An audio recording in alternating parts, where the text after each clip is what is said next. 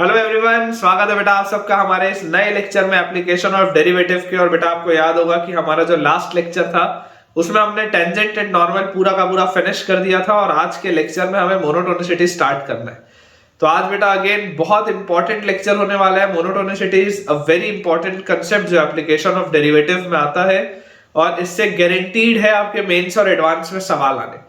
तो बेटा इन अब आने वाले कुछ लेक्चर्स को बहुत अच्छे से आप देखिएगा और जो भी आपके डाउट्स होंगे वो इमीडिएटली आप कमेंट से पूछा करिएगा। तो चलिए स्टार्ट करते हैं आज का लेक्चर। लेकिन बेटा आज का लेक्चर हमारा स्टार्ट करने के पहले आप में से जितने भी बच्चों ने अब तक हमारे टेलीग्राम चैनल को बेटा ज्वाइन नहीं किया है, आप जल्दी से जल्दी हमारे टेलीग्राम चैनल को ज्वाइन करें, जिसका ज्वाइनिंग लिंक बच्चों आपको नीचे दिए हुए डिस्क्रिप्शन बॉक्स पे दिखाई दे रहा होगा। उसे ज्वाइन करने से आपको बेटा दो एडवांटेज होंगे।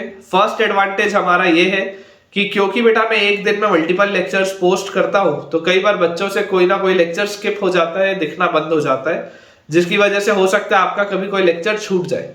लेकिन बेटा अगर आप टेलीग्राम चैनल में जुड़े हुए होंगे तो आपका कभी भी कोई भी लेक्चर छूटेगा नहीं, क्योंकि हमेशा मैं टेलीग्राम चैनल में बेटा डेली शेयर करता हूं कि आज के दिन हमने कितने वीडियोस पोस्ट किए, सो दैट कि आप हमेशा अवेयर रहे और आपकी प्रैक्टिस और अच्छे से होती रहे। और जो बेटा सेकंड और मोस्ट इंपॉर्टेंट एडवांटेज है वो ये है कि यहाँ पर तो मैं आपको बहुत सारे सवालों की प्रैक्टिस कराऊंगा। मतलब मैं गारंटी के साथ बोल सकता हूँ कि आप किसी भी कोचिंग इंस्टीट्यूट के नोट्स खोल के देख लीजिए, हमारे पास आपको ज्यादा सवाल ही मिलेंगे। लेकिन अगर आपको मेंस और एडवांस बेटा क्रैक करना है तो आपको उससे भी ज्यादा क्वेश्चंस प्रैक्टिस करने की जरूरत है, जो आपको अगेन आपके मिलते हैं टेलीग्राम चैनल पे। तो जल्दी से ज्वाइन करिए हमारे टेलीग्राम चैनल को, जिसका ज्वाइनिंग लिंक आपको नीचे बेटा डिस्क्रिप्शन बॉक्स पे दिख रहा होगा। तो चलिए स्टार्ट करते हैं बेटा आज का लेक्चर। अगर आपको थोड़ा भी फायदा हो रहा है इन लेक्चर से तो जल्दी से वीडियो को लाइक कर दीजिए। और अगर आपको मेरी आवाज थोड़ी सी आज एवरीडे से अलग लग रही होगी तो उसको इग्नोर करना थोड़ा सा, क्योंकि तबीयत खराब है, गला बैठा हुआ है, सर्दी लगी हुई है। लेकिन ठीक है, कोई बात नहीं, आप लोग के लिए बेटा रिकॉर्डिंग करना बहुत जरूरी है, क्योंकि हमारा सिलेबस हमेशा आगे बढ़ते रहना चाहिए, सिलेबस रुकना नहीं चाहिए। तो अपना बेटा जो टॉपिक है दैट इज मोनोटोनिसिटी। ठीक है, टॉपिक इज मोनोटोनिसिटी। और मोनोटोनिसिटी का मतलब क्या होता है बेटा? इसका मतलब होता है it is having a significance. इस पूरे चैप्टर में बेटा जो सिग्निफिकेंस होगा, सिग्निफिकेंस आपको मिलने वाला है significance of first order derivative. आपको पूरे चैप्टर में जबरदस्त तरीके से फर्स्ट ऑर्डर डेरिवेटिव का यूज दिखेगा। First order derivative is basically और dy by dx। इसका बच्चों जबरदस्त यूज आपको मोनोटोनिसिटी में होने वाला है। अब इस चैप्टर के अंदर आपको समझना क्या है, कोई भी बेटा जो फंक्शन होता है, कोई भी फंक्शन अगर आपको दिया हो y = fx, तो वो फंक्शन या तो इंक्रीजिंग हो सकता है, ऊपर की साइड एरो मतलब इंक्रीजिंग हो सकता है, या तो वो फंक्शन डिक्रीजिंग हो सकता है, या वो नाइदर इंक्रीजिंग नॉर डिक्रीजिंग हो सकता है, नाइदर इंक्रीजिंग या नाइदर डिक्रीजिंग नॉर इंक्रीजिंग, कुछ भी हो सकता है बेटा वो फंक्शन। ठीक है, कुछ भी बेटा हो सकता है। तो बेसिकली आपको देखो, अपना जो बेसिक नॉलेज है, आपको फिजिक्स का भी बेसिक नॉलेज पता होगा और अभी तक भी हमने जितना पढ़ा है, हमें ये बात पता है कि अगर dy by dx पॉजिटिव आ जाता है, तो फंक्शन आपका इंक्रीजिंग होता है, ये बात आप जानते हैं। वैसे ही अगर बच्चों dy by dx नेगेटिव आ जाता है तो नेगेटिव आने के लिए फंक्शन आपका डिक्रीजिंग होता है, ये बात की भी हमको जानकारी होती है। ठीक है ना, dy by dx अगर इंक्रीजिंग होता है मतलब पॉजिटिव होता है तो फंक्शन इंक्रीजिंग आता है, dy by dx अगर नेगेटिव होता है तो फंक्शन हमारा डिक्रीजिंग आता है। तो ये सारी बातों में बेटा चर्चा आज के हमारे इस लेक्चर में होने वाली है। और मोनोटोनिक कब बेटा किसी भी फंक्शन को कहा जाता है मैं आपको बता देता हूं। आज का थोड़ा सा बेटा थ्योरेटिकल रहेगा, लेकिन हाँ अगेन इंपॉर्टेंट चीजें आपको सीखने को मिलेंगी। आप पॉइंट डाल के लिखिएगा, y = fx is said to be monotonic, y = fx is said to be monotonic if it is either strictly increasing,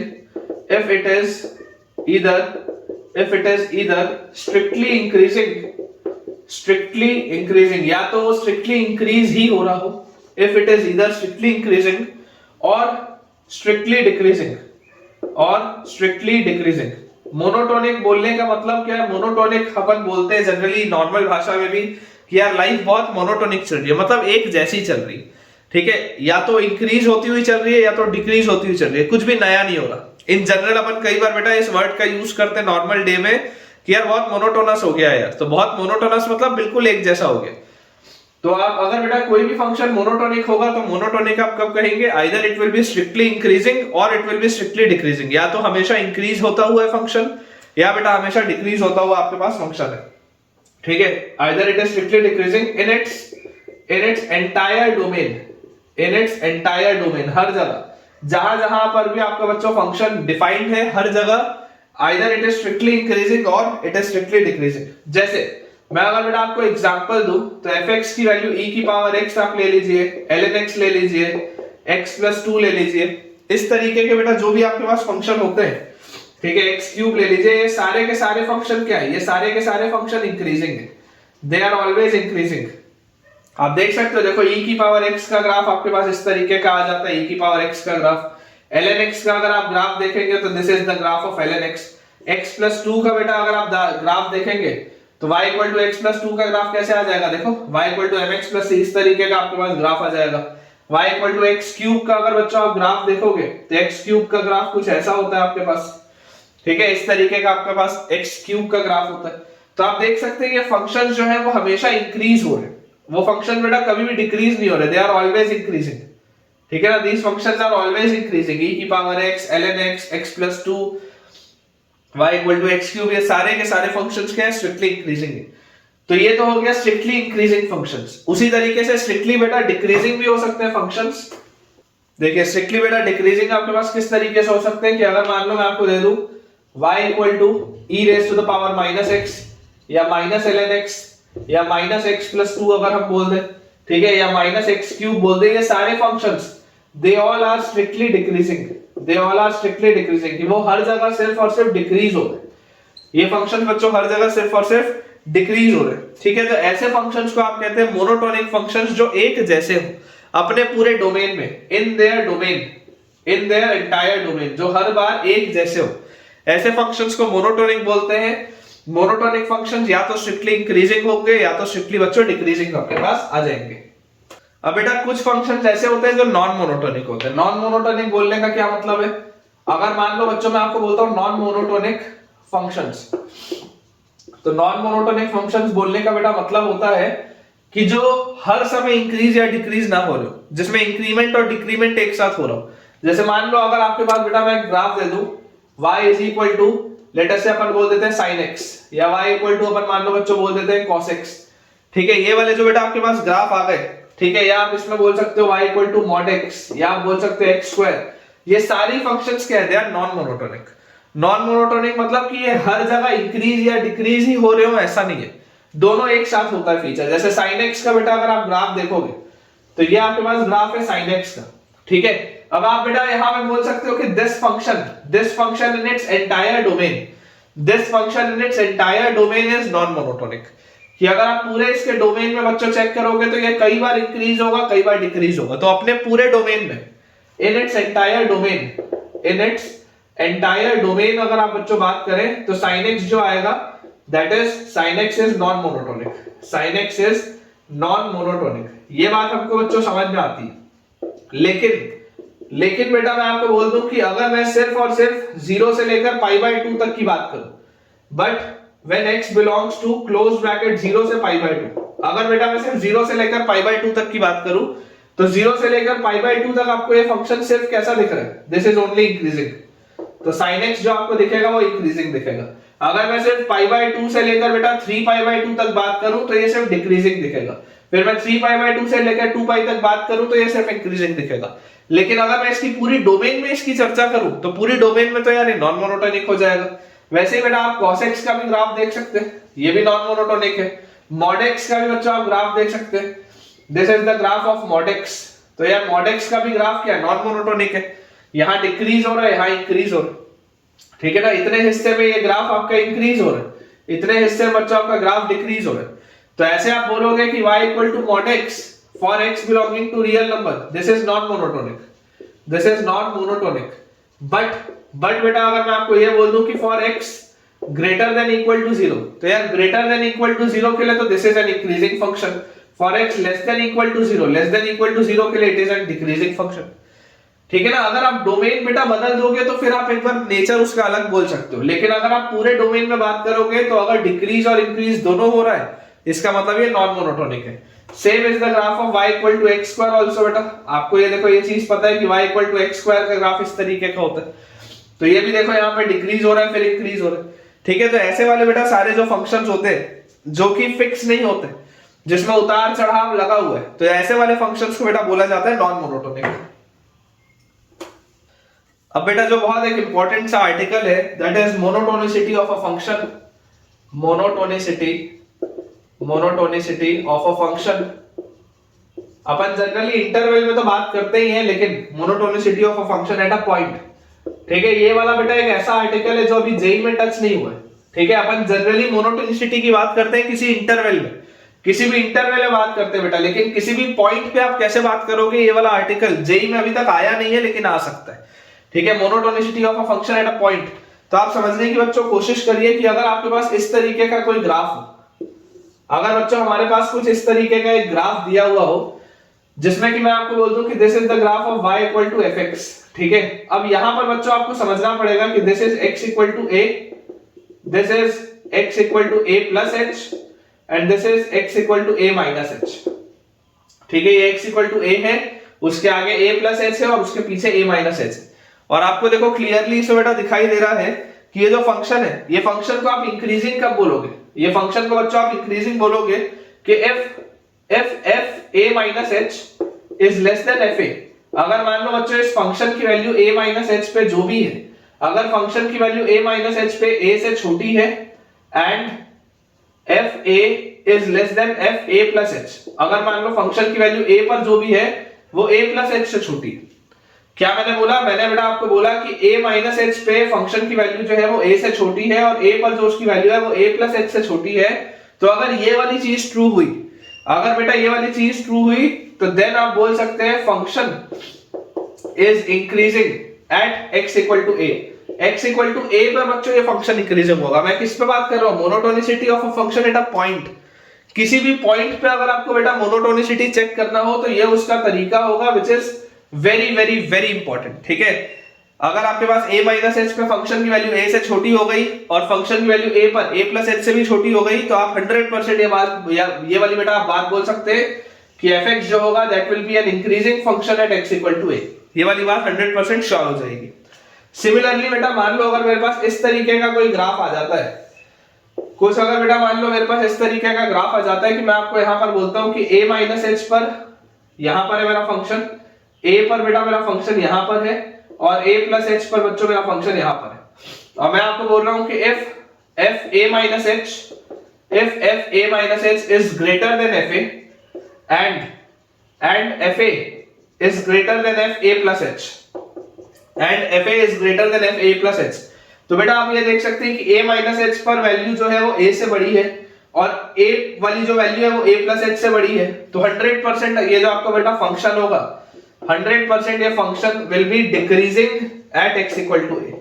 कभी भी अगर बेटा मुझे मोनोटोनिसिटी चेक करना हो किसी पॉइंट पे, तो मैं उसके नेबरहुड में चेक करूंगा कि उसके नेबरहुड में क्या बिहेवियर चल रहा है। कभी भी अगर मुझे मोनोटोनिसिटी चेक करनी होगी किसी पॉइंट पे, तो हमको उसके नेबरहुड को बेटा पकड़ के चलना है। ठीक है, तो अगर f a minus h is greater than f a and f a is greater than f a plus h, तो आप 100% बोल सकते हैं कि function will be decreasing at x equal to a। Similarly बेटा अगर मान लो आपके पास बाउंड्री पॉइंट आ गई, इमेजिन करो बेटा आपके पास बाउंड्री पॉइंट आ जाती है कि अपने पास ये ग्राफ है और इस तरीके का आपके पास फंक्शन है। ठीक है, ये आपके पास है a and this is your a plus h। a minus h domain में ही नहीं, in case left hand is not in domain, left hand is not in domain. अगर मान लो लेफ्ट हैंड आपका डोमेन के ही बाहर हो गया, तो यहां पर आप क्या सिर्फ बोलेंगे, आप यहां पर बोलेंगे कि fa जो है वो fa प्लस h से छोटा है, fa जो है वो fa प्लस h से छोटा है। तो 100% आपका जो फंक्शन होगा, function is increasing at x equal to a। अगर भैया आपका यही लिमिट से ही, मतलब अगर आपका बेटा डोमेन से ही गायब हो गया, जो लोअर लिमिट है बेटा आपका, जो लोअर एंड है, अगर वो लिमिट से इसमें डोमेन से ही गायब हो गया, a माइनस h का अगर पॉइंट ही एग्जिस्ट नहीं करता, तो आपको सिर्फ और सिर्फ किस पर चेक करना पड़ेगा, राइट साइड पे। तो राइट साइड पे अगर आप देखेंगे तो आपके पास क्या आ जाएगा, आपके पास बेटा आ जाएगा कि इट इज इंक्रीजिंग। ठीक है, सिमिलरली लास्ट बेटा अपने पास एक है इस पॉइंट पे कि अगर हमारे पास इस तरीके का ग्राफ होता है, कुछ ऐसा अगर बेटा हमारे पास ग्राफ होता है कि ये मेरे पास a है and this is a plus H, ये मेरे पास a है and this is a plus H, और इसमें भी a माइनस वाली चीज गायब है, इसमें बेटा a माइनस वाली चीज गायब है कि in case a minus is not in limit या not in domain, in case a minus is not in domain, जैसे यहां पर था ना लेफ्ट हैंड डोमेन में ही नहीं था a माइनस, ये लेफ्ट हैंड जो है इसको आप a माइनस बोल सकते हो, इन case a minus is not in domain. तो अगर बेटा ये डोमेन में ही नहीं होगा तो आपको अगर यहां पर दिखाई दे रहा है कि फंक्शन की वैल्यू a पर a प्लस एच से बड़ी है, फंक्शन की वैल्यू a पर a प्लस एच से बड़ी है, तो 100% आप बोल सकते हैं कि fx is decreasing at x equal to a। 100% बेटा ये बात सही होगी कि fx जो होगा वो डिक्रीजिंग हो जाएगा x इक्वल टू a पर, क्योंकि आपके पास बेटा जो लोअर लिमिट होनी चाहिए थी a माइनस की वो आपकी डोमेन में ही नहीं। ठीक है, थोड़ा सा बच्चों ये थ्योरेटिकल कंसेप्ट्स हैं जो आपको पता होने चाहिए, क्योंकि आज पहला लेक्चर है मोनोटोनिसिटी पे, तो थोड़ा सा थ्योरेटिकल आपको मुझे बैकग्राउंड देना जरूरी है, उसके बाद ही फिर अपन क्वेश्चंस पे आगे बढ़ पाएंगे।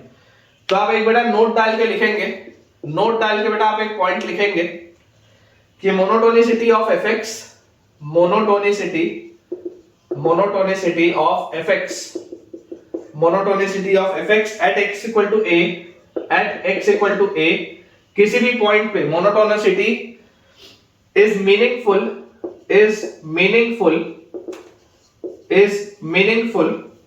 only if x equal to a, only if x equal to a lies in the domain of fx, lies in the domain of fx, lies in the domain of fx। ये बच्चों meaningful सिर्फ और सिर्फ तब होगा किसी भी point पे अगर आप मोनोटोनिसिटी चेक कर रहे हैं तो this will B meaningful only if ये इसके डोमेन में एग्जिस्ट करता हो। अगर डोमेन में ही नहीं होगा तो बेटा चेक करने का कोई भी मतलब नहीं है। और इसमें आपको जो इंपॉर्टेंट बेटा आपको इसमें चीज समझनी जरूरी है कि इमेजिन करिए अगर मेरे पास इस तरीके का बेटा एक ग्राफ होता है, ये ऐसा अगर मेरे पास ग्राफ है कि यहाँ हॉलो है और यहाँ ये डिसकंटिन्यूअस फंक्शन, मान लो मैं आपको बोलता हूँ ये डिसकंटिन्यूअस फंक्शन है, और यहां पर बेटा अगर मैं आपको इस तरीके का एक ग्राफ दे देता हूं, दिस इज नॉन डेरिवेबल फंक्शन। ठीक है, ये x इक्वल टू a पर बात हो रही है, यहां पर x इक्वल टू a पर डिसकंटिन्यूटी है और यहां पर x इक्वल टू a पर है तो कंटिन्यूअस लेकिन नॉन डेरिवेबल है क्योंकि शार्प कॉर्नर है। ठीक है, अगर बेटा मेरे पास इस तरीके का ग्राफ आता है, अब अगर मुझे इसमें मोनोटोनिसिटी चेक करना हो x इक्वल टू a पे, तो आप देखो क्या बोल सकते हैं, आपको बेटा गारंटी से आप ये बोल सकते हैं कि this will be an increasing function. ठीक है, this will be an increasing function and this will also be an increasing function, ये आप 100% बोल सकते हैं। क्यों ऐसा बोल सकते हैं तो मैंने आपको लिखा देता हूं, disregards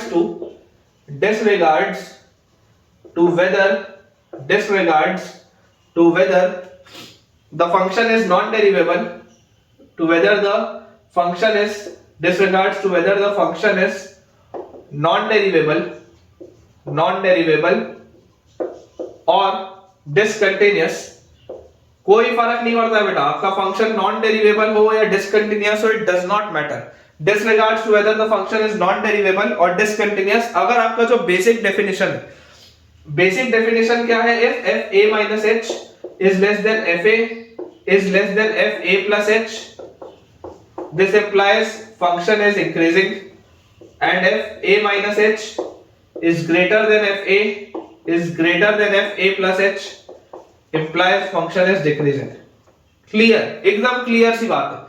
आप देखो a पर भले डिसकंटिन्यूटी आ रही है, a माइनस पर जो वैल्यू है वो a से छोटी है और a पर जो वैल्यू है वो a प्लस से छोटी है, मतलब कि ये फंक्शन आपका इंक्रीजिंग होगा। वैसे भले यहाँ पर नॉन डेरिवेबल आ रहा है आपका फंक्शन, है ना, ये वाला जो आपका फंक्शन है वो डिसकंटिन्यूअस है, दिस इज डिसकंटिन्यूअस, और ये वाला बच्चा जो आपका फंक्शन है this is non derivable, this is non डेरिवेबल।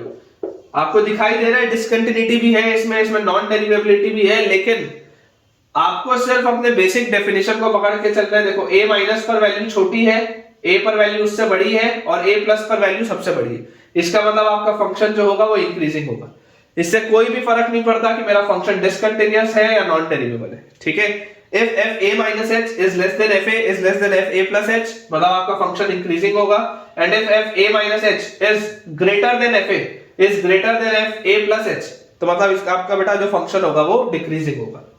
चलिए इसको बेटा क्लियर करते हैं, अगले आर्टिकल की तरफ आगे बढ़ते हैं। अब बेटा मोस्ट इंपॉर्टेंट आर्टिकल है जिसमें से सवाल बनते हैं, monotonicity in an interval. Monotonicity in an interval, कि अगर बेटा हमारे पास कोई इंटरवल दिया हो तो उस इंटरवल में अपन किस तरीके से चर्चा करेंगे। Monotonicity in an interval, very important topic. ठीक है, तो देखिए थोड़ा पहले नोट बेटा कर लेते हैं अपन चीजों को, उसके बाद फिर मैं आपको बढ़िया से इसको एक्सप्लेन करता हूं। हमारे पास लिखा है y equal to f x, y equal to f x is said to be increasing, is said to be increasing. बेटा मैं आपको इतने अच्छे से नोट सिर्फ इसलिए बनवा रहा हूं ताकि जब आप इसको खुद से रिवाइज करें तो आपको चीजें समझ में आए।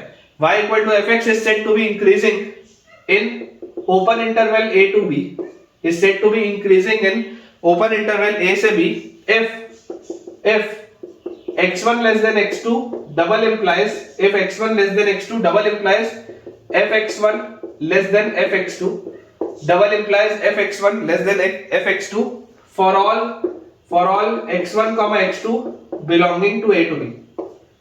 ये बेटा अपने पास दिया हुआ है, इसका मतलब क्या मैं आपको देखो समझाता हूं। इमेजिन करिए हमारे पास इस तरीके से ग्राफ दिया हुआ है और ये बेटा मेरे पास ग्राफ इसका बना हुआ है। ठीक है, आपको इंक्रीजिंग की बात हो रही है इसलिए देखो मैंने ये इंक्रीजिंग इस तरीके से आपके लिए कर्व बनाया। ये अपने पास y है एंड दिस इज x।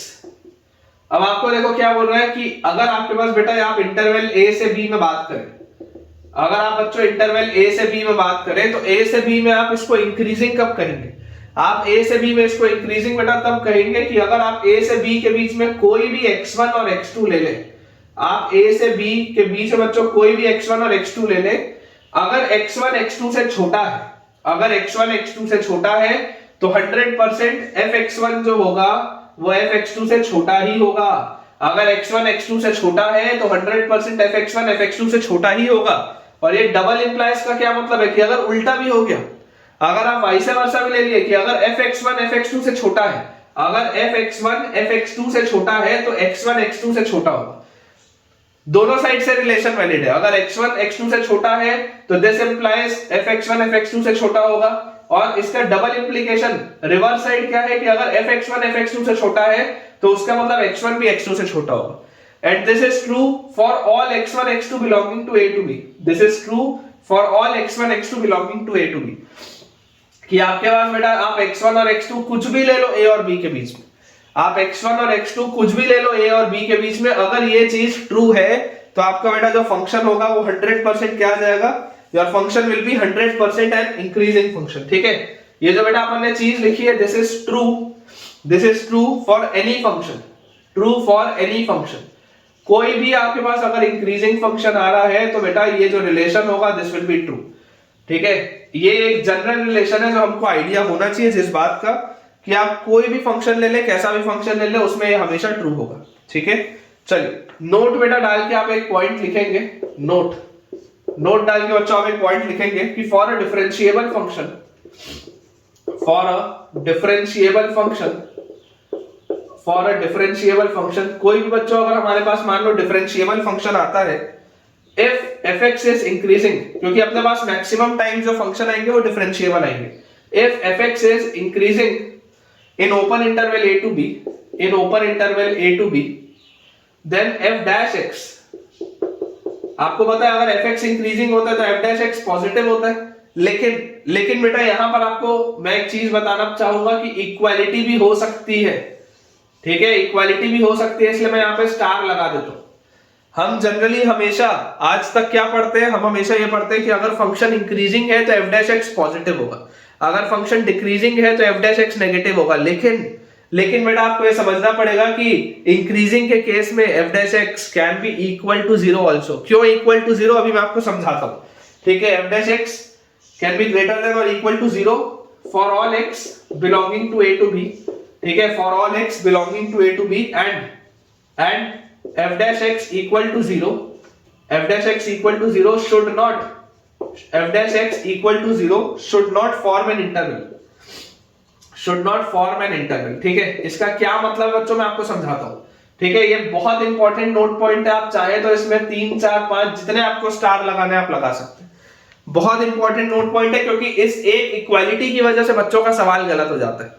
किसी भी बेटा क्वेश्चन में अगर मान लो ये एक इक्वालिटी आ रही हो और आपने इक्वालिटी ना लगाई तो आपका सवाल गलत हो जाएगा। तो हमको ये चीज का ध्यान रखना बहुत जरूरी है कि एग्जैक्ट कंडीशन क्या होती है। अब आप बेटा समझने की कोशिश करिए, मैं आपको एग्जाम्पल के रूप में बताता हूं।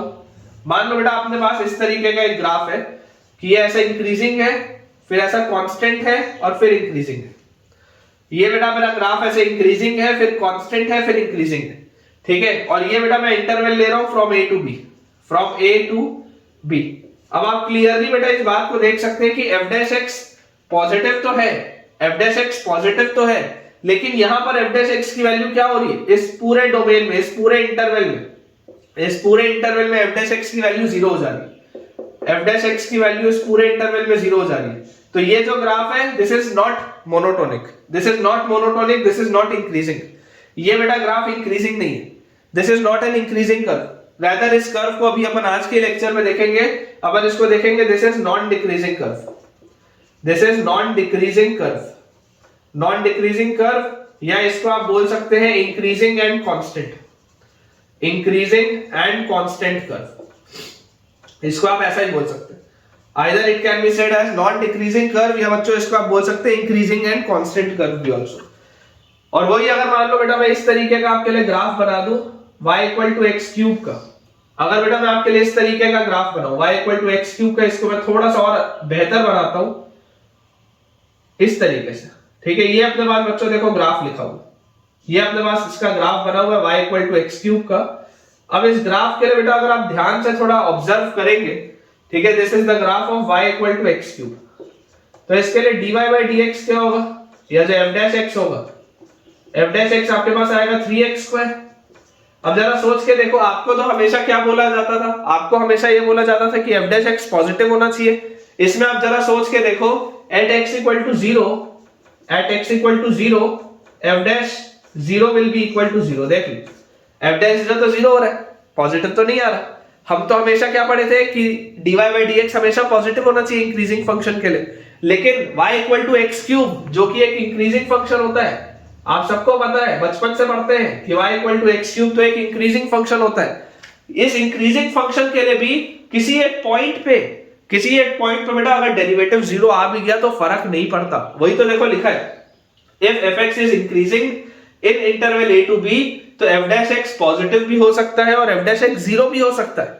f dash x can be positive also and f dash x can be 0 also for all x belonging to a to b, and f dash x equal to 0 should not form an interval।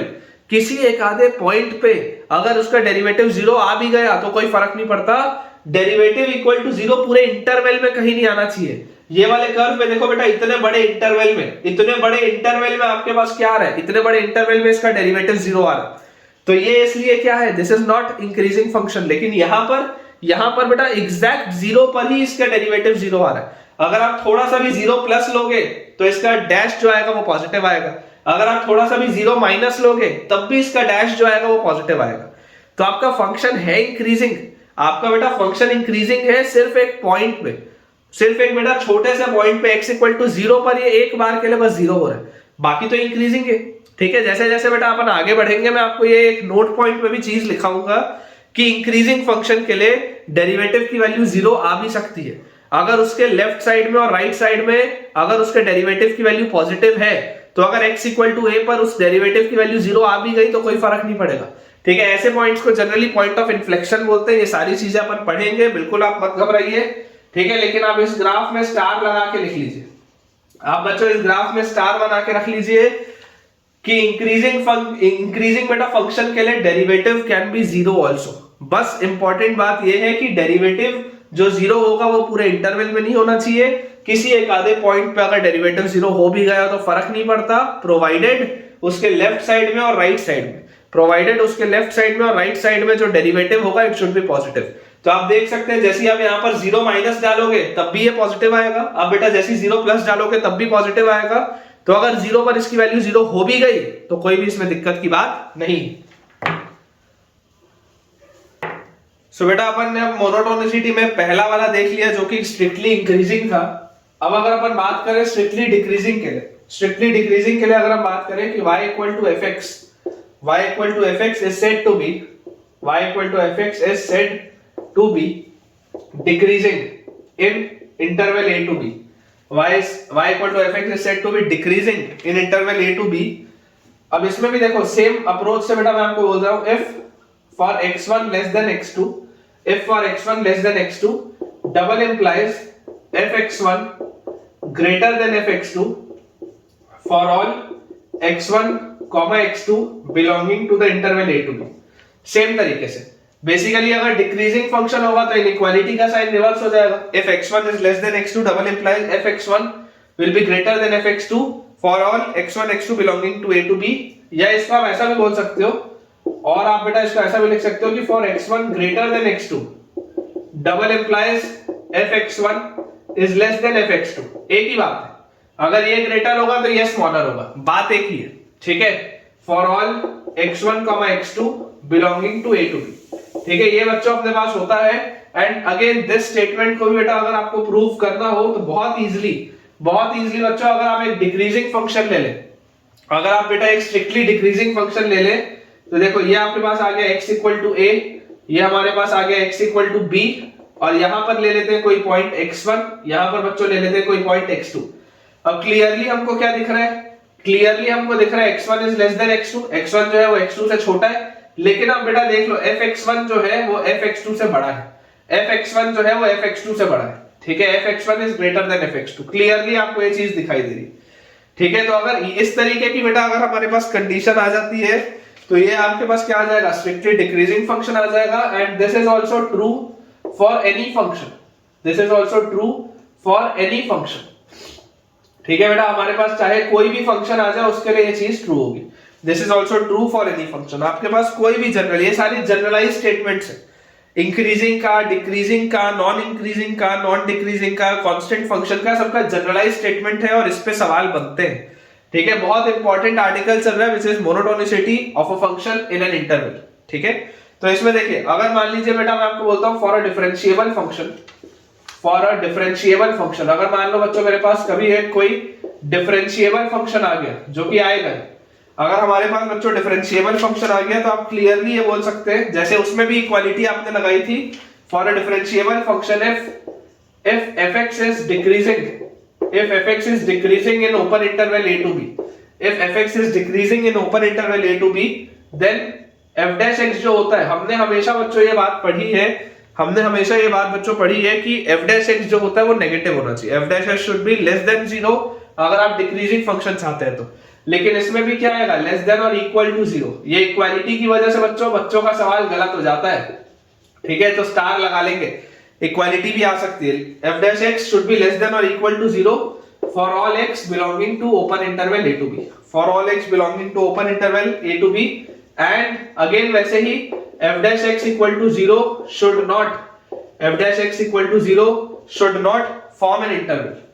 ये बच्चों कभी भी एक interval का हिस्सा नहीं बनना चाहिए, ये वाली जो चीज है ये कभी भी बच्चों एक इंटरवल का हिस्सा नहीं बनना चाहिए। जैसे इसका भी अगर मैं आपको ग्राफ बताऊं, इमेजिन करिए अगर आपके पास इस तरीके का एक ग्राफ है, कुछ ऐसा अगर आपके पास बेटा ग्राफ है, अब आपको दिखाई दे रहा है कि देखो ये फंक्शन इतने हिस्से में डिक्रीजिंग है, यहां पर ये फंक्शन कांस्टेंट है, ये कांस्टेंट है और फिर डिक्रीजिंग है। तो अगर ये फंक्शन यहां पर बेटा इस पूरे इंटरवल में कांस्टेंट है तो यहां पर f dash x की वैल्यू तो क्या आ गई, 0 आ गई। बेसिकली अगर ये हॉरिजॉन्टल लाइन आ गई तो इतने हिस्से में f dash x की वैल्यू 0 आ गई। आपको क्या बोला जा रहा है, f dash x equal to 0 चलेगा, कोई दिक्कत नहीं है, लेकिन बेटा it should not form an interval, पूरे इंटरवल में 0 हो जाए वो नहीं चलेगा। तो ये जो फंक्शन है this is not a decreasing function, ये स्ट्रिक्टली डिक्रीजिंग नहीं है, दिस इज आप बोल सकते हैं this is non increasing function, this is non increasing function, non increasing function आप इसको बोल लो, ठीक है, नॉन इंक्रीजिंग फंक्शन, या आप इसको बोल सकते हैं decreasing and constant, decreasing and constant function, आप इसको ऐसा भी बोल सकते हैं, ठीक है। स्ट्रिक्टली डिक्रीजिंग नहीं है, ये डिक्रीजिंग भी हो सकता है, कांस्टेंट भी हो सकता है, या इसको आप बोल सकते हो दिस इज नॉन इंक्रीजिंग, कुल मिला के बढ़ नहीं रहा है, डिक्रीजिंग या कांस्टेंट दोनों ही हो सकता है। और इसका भी अगर बेटा आपको ग्राफ बनाना हो तो बहुत इजीली आप इस तरीके का देखो ये ग्राफ देख सकते हो, -x³ का। अब अगर आपको बेटा ये ग्राफ इसका मिलता है तो आप देख लो, यहां पर बेटा आपके पास जो डेरिवेटिव होगा एफ डैश एक्स कितना आ जाएगा, F dash x will be minus x cube, अगर आप लोगे तो माइनस 3x² आ जाएगा। तो 0 माइनस पे और 0 प्लस पे इसका डेरिवेटिव क्या है, 0 माइनस और 0 प्लस पे बच्चों इसका डेरिवेटिव नेगेटिव है, लेकिन x इक्वल टू 0 पर इसका डेरिवेटिव 0 के बराबर है। तो 0 पर डेरिवेटिव 0 हो सकता है, उसमें कोई भी प्रॉब्लम नहीं है। हमको बस इंश्योर क्या चीज करनी है, हमको बेटा बस ये इंश्योर ये करना है कि एक पॉइंट पे अगर डेरिवेटिव 0 हो भी गया तो फर्क नहीं पड़ता, अगल बगल उसके जो बाउंड्रीज होंगी, उसका जो नेबरहुड होगा, उसके नेबरहुड में आपकी कंडीशन सेटिस्फाई होनी चाहिए। ठीक है, इसको क्लियर बेटा करते हैं अपन। नेक्स्ट अपने पास है बेटा जो मैंने आपको थोड़ी देर पहले बताया, which is non decreasing function, non decreasing function. ठीक है, नेक्स्ट अपने पास है नॉन डिक्रीजिंग फंक्शन, जिसको कि आप इंक्रीजिंग एंड कांस्टेंट भी बोल सकते हैं, इंक्रीजिंग एंड कांस्टेंट एक ही बात है। नॉन डिक्रीजिंग आप बोल लो या इंक्रीजिंग एंड कांस्टेंट बोल लो बच्चों, बात एक ही है। इसका ग्राफ देखो आपके पास किस तरीके का हो जाएगा, थोड़ी देर पहले ही मैंने आपको बताया था, इंक्रीज हो रहा है, कांस्टेंट है, फिर इंक्रीज हो रहा है। ठीक है, ये स्ट्रिक्टली इंक्रीजिंग क्यों नहीं है, क्योंकि यहाँ पर डेरिवेटिव जब 0 हो रहा है तो वो पूरे इंटरवल में हो रहा है, इसलिए आप इसको स्ट्रिक्टली इंक्रीजिंग नहीं बोल सकते। दिस इज आइदर इंक्रीजिंग और कांस्टेंट, या इसको आप बोल सकते हैं this is a non decreasing function. अब इसमें बेटा अगर मान लो अपन किसी इंटरवल a से b में चर्चा करें, किसी इंटरवल बच्चों अगर अपन a से b में इसमें चर्चा करें, तो इसमें होता क्या है कि for x1 less than x2, अगर मान लो बच्चों x1 x2 से छोटा है, तो this double implies, this implies fx1 is either less than or equal to fx2, fx1 is either less than or equal to fx2 and fx1 equal to fx2 and fx1 equal to fx2 for some x1 x2, for some x1 x2, for some x1 x2 belonging to a to b, for some x1 x2 belonging to a to b। इसका क्या मतलब बेटा, देखो थोड़ा सा मैं आपको आराम से इसमें समझाता हूं। इमेजिन करिए, आप बच्चों इमेजिन करिए कि यहां पर आपने कोई पॉइंट ले लिया x1 और यहां पर बच्चों आपने कोई पॉइंट ले लिया x2।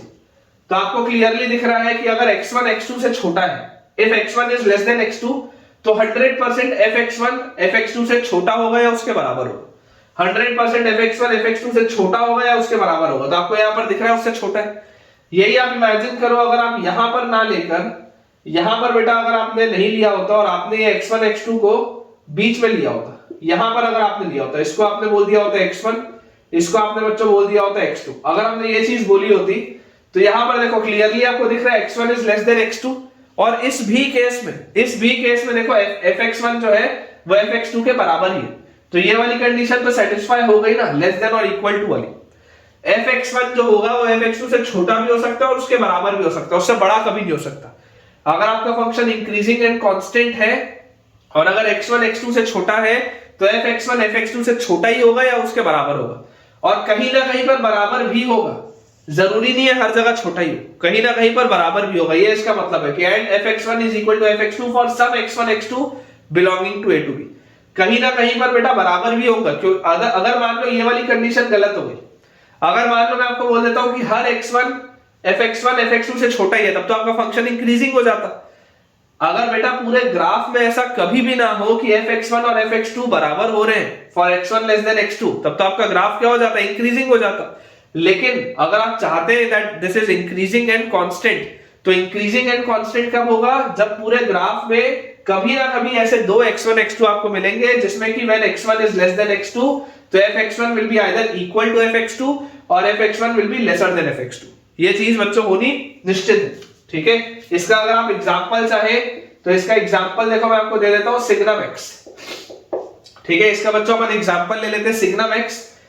अगर आप सिग्नम x का ग्राफ देखेंगे तो सिग्नम x का आपको ग्राफ कैसा मिलेगा, 0 पर इसकी वैल्यू होती है 0, ठीक है, 0 के आगे इसकी वैल्यू होती है 1 और 0 के पीछे इसकी बच्चों वैल्यू होती है -1।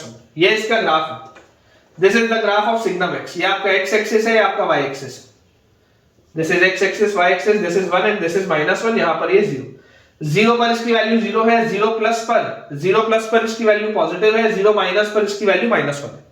अब आप अगर देखेंगे for x1 less than x2, मान लो आपने यहां पर कोई x1 लिया और यहां पर आपने मान लो कोई x2 लिया, ठीक है, अगर आपने इस तरीके से लिया तो आपको क्लियरली दिख रहा है कि fx1 fx2 से या तो छोटा है या तो बराबर है, तो बराबर वाली कंडीशन आ गई। यही इमेजिन करो अगर आपने बेटा यहां पर ले लिया होता, आपने अगर मान लो x2 यहां पर ले लिया होता तो आपको क्या मिल जाता, fx1 छोटा मिल जाता -1 और fx2 बड़ा मिल जाता +1, तो भी वाली कंडीशन आपके पास आ जाती। तो आप देख सकते हो ये फंक्शन या तो कांस्टेंट है, या तो इंक्रीज हो गया, या तो कांस्टेंट है। भले डिसकंटिन्यूटी आ रही है लेकिन जीरो पर ये फंक्शन क्या है, अगर मैं स्ट्रिक्टली अगर बात करूं जीरो पर, तो जीरो पर बेटा at fx at x equal to 0 is increasing. जो मैंने अभी आपको थोड़ी देर पहले बताया था, थोड़ी देर पहले मैंने आपको क्या बताया था कि मोनोटोनिसिटी एट अ पॉइंट, हालांकि जेई में कभी आया नहीं है इस पर सवाल, लेकिन आ सकता है कि किसी पॉइंट पे अगर आपको मोनोटोनिसिटी चेक करना हो तो कैसे चेक करेंगे, आप उसके नेबरहुड को देखो, उसके नेबरहुड में जस्ट आगे आप जाओगे उससे बड़ी वैल्यू मिल रही है, उसके नेबरहुड में जस्ट पीछे जाओगे उससे छोटी वैल्यू मिल रही है, तो ये इंक्रीज हो रहा है ना, यहाँ पे इंक्रीज हो रहा है ना बेटा, यहाँ पे 0 माइनस पे वैल्यू छोटी है, 0 पर वैल्यू बड़ी है, 0 प्लस पर और बड़ी है, तो इंक्रीजिंग हो गया ना, ये इंपॉर्टेंट है, दिस इज वेरी इंपॉर्टेंट। ठीक है, बहुत बेटा ये अच्छी चीज है, मैं आपको बता रहा हूं। और अगर आपको थोड़ा सा भी फायदा हो रहा है तो यार मुझे कमेंट में बताओ कि ये सारा इंफॉर्मेशन आपके पास था या नहीं था। अभी तक मैंने जितनी देर में, पिछले मेरे ख्याल से मैं 40-50 मिनट से रिकॉर्ड कर रहा हूं, अभी तक तुमने कुछ भी मुझसे नया सिखाया नहीं, क्योंकि आज पहला ही लेक्चर है, तो मेरे हिसाब से ये बेसिक है। लेकिन अगर इसमें भी बेटा तुमने कुछ मुझसे नया सीखा है तो मुझे वीडियो पॉज करके आप अभी कमेंट में बताओ, क्योंकि ये बहुत जबरदस्त लेक्चर है, बहुत जबरदस्त चैप्टर है और इसमें से सवाल आना बिल्कुल फिक्स है। तो आपके बेटा जो कमेंट्स होते हैं ना, वो मुझे मजबूर करते हैं कि मैं और मेहनत करूं आपके लिए। तो आप मुझे कमेंट्स में बताइए कि आप में क्या इसने कुछ भी आपने अभी नया मुझसे सीखा या नहीं सीखा। सिमिलरली बच्चों, लास्ट जो अपने पास है that is non increasing function, non increasing function. ठीक है, नॉन इंक्रीजिंग फंक्शन को आप बोल सकते हैं decreasing and constant, this can also be said as decreasing and constant. Non increasing function मतलब it can be either decreasing और it can be a constant function. जैसे कि इसका ग्राफ बेटा थोड़ी देर पहले मैंने आपको बताया था कि इस तरीके का इसका ग्राफ होता है, it will B either decreasing और इट विल बी कांस्टेंट। तो देखो ये इस तरीके का बेटा कोई ग्राफ, ऐसा अगर अपने पास बच्चों कोई भी ग्राफ आ जाए तो आप इसको बोलेंगे this is a non increasing function, मतलब कि या तो ये डिक्रीज होगा या तो ये कांस्टेंट होगा। ठीक है, और इसको आप स्ट्रिक्टली डिक्रीजिंग क्यों नहीं बोल सकते, क्योंकि इतने इंटरवल में डेरिवेटिव जो है उसका 0 है, f डैश की वैल्यू इतने इंटरवल में 0 है, इसलिए स्ट्रिक्टली डिक्रीजिंग नहीं है। और इसमें भी बेटा अगर आपको एक कंडीशन देखनी हो तो कंडीशन क्या होगी कि if x1 is less than x2, this double implies fx1 will be greater than or equal to fx2। ये बात तो होगी, for x1 less than x2 fx1 जो होगा वो 100% greater than or equal to fx2 होगा, and fx1 is equal to fx2 for some x1 x2 for some x1 x2 for some x1 x2 belonging to the interval a to b, for some x1 x2 belonging to the interval a to b। ये अपने पास बच्चों चीज होगी। ठीक है, अगर x1 is less than x2, this double implies fx1 is greater than or equal to fx2 and fx1 equal to fx2 भी होगा किसी ना किसी के लिए।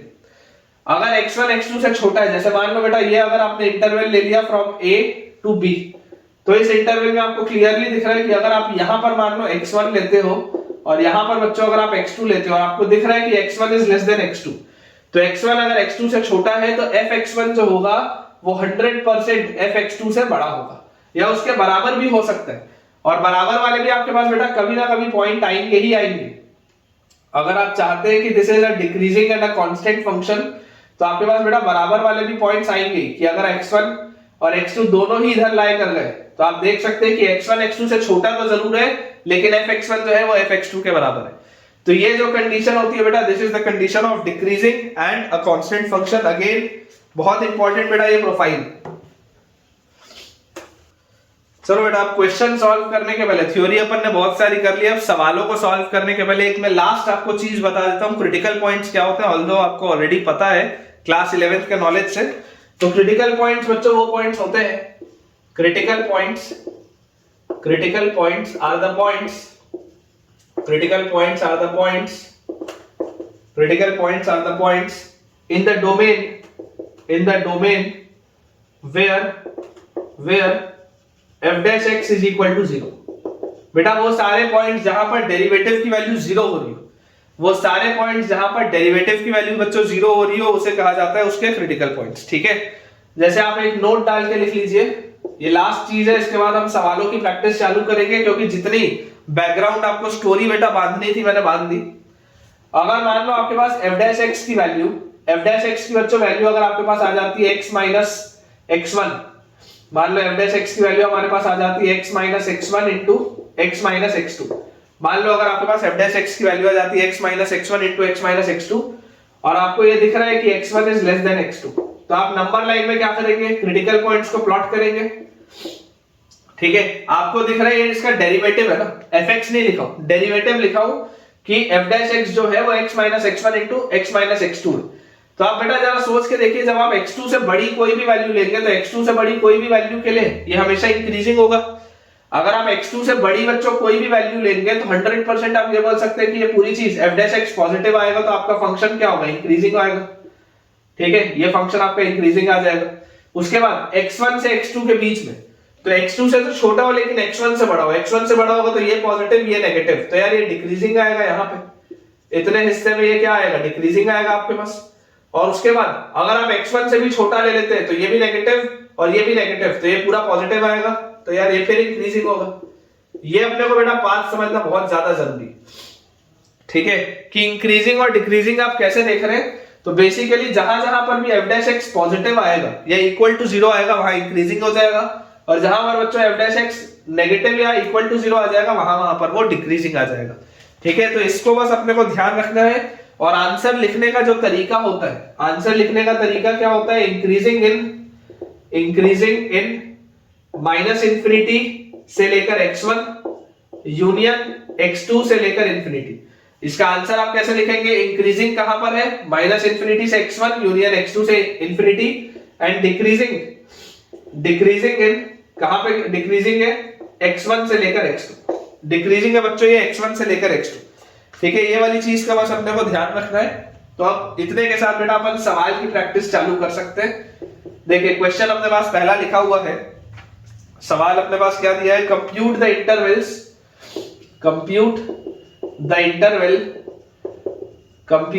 Interval of monotonicity. आपको बच्चों इंटरवल बताना है मोनोटोनिसिटी का, मतलब कहां इंक्रीजिंग है कहां डिक्रीजिंग है, क्योंकि ये वाला जो पोर्शन है ना, इसी से आप ग्राफ बनाना भी सीखते हैं। जो हम ग्राफ स्केच करना बेटा सीखते हैं वो इसी से सीखते हैं। तो आज के लेक्चर के बाद तुमको दुनिया का कोई भी ग्राफ अगर आ जाएगा ना, चाहे कितना भी कॉम्प्लिकेटेड क्यों ना हो, तुम बना सकते हो। विद प्रैक्टिस तुम आराम से बना सकते हो, क्योंकि यही बस चीज थी जो समझनी और रह गई थी अपनी। तो आपके पास बच्चों पहला जो सवाल है, आपको इंटरवल बताना है मोनोटोनिसिटी का। फर्स्ट अपने पास दिया हुआ है fx is equal to x minus 1/x। ठीक है, fx is equal to x minus 1/x। अब आप बेटा अगर ये फंक्शन देखेंगे तो सबसे पहले आपको ग्राफ तो इसका पता नहीं, आप क्या करो, आप इसको डेरिवेटिव करो। सबसे पहले आप इसका डोमेन लिखो, किसी भी फंक्शन में सबसे पहले आपको इसका डोमेन पता होना जरूरी। अपने आप से बेटा ये हमको प्रॉमिस करना जरूरी है कि कोई भी हम फंक्शन देखेंगे तो पहले हम उसके डोमेन की बात करेंगे, क्योंकि डोमेन के हिसाब से ही सवाल सॉल्व होता है। तो बिना डोमेन निकाले आप सवाल सॉल्व नहीं कर सकते। तो इसका डोमेन आ जाएगा ऑल रियल नंबर्स एक्सेप्ट 0। इसका डोमेन आ जाएगा ऑल रियल नंबर्स एक्सेप्ट 0, आप सिर्फ 0 नहीं रख सकते। ठीक है, अब अगर मैं इसको डिफरेंशिएट करूं तो f डैश x मेरे पास आ जाएगा 1 माइनस x की पावर माइनस 1 का माइनस 1/x², तो प्लस 1/x²। ये आ जाएगा इसका डेरिवेटिव। ठीक है, ये इसका डेरिवेटिव मेरे पास आ जाएगा। और अगर बच्चों ये इसका मेरे पास डेरिवेटिव आ रहा है तो आपको बेटा दिखाई देता है कि this derivative is always positive, this is always positive. इस डोमेन के लिए आप x को कुछ भी रख लो, ये हमेशा पॉजिटिव होगा। तो अगर ये हमेशा पॉजिटिव होगा तो आप बोल सकते हो fx जो फंक्शन है that is an increasing function. fx is an increasing function in its domain. अपनी डोमेन में बच्चों fx एक इंक्रीजिंग फंक्शन है, ये बात आती है समझ में। अगर मैं इसका ग्राफ बनाऊं तो इसका देखो बेटा ग्राफ कैसा बनेगा, 0 पर इसकी वैल्यू कहां है, 0 माइनस पे।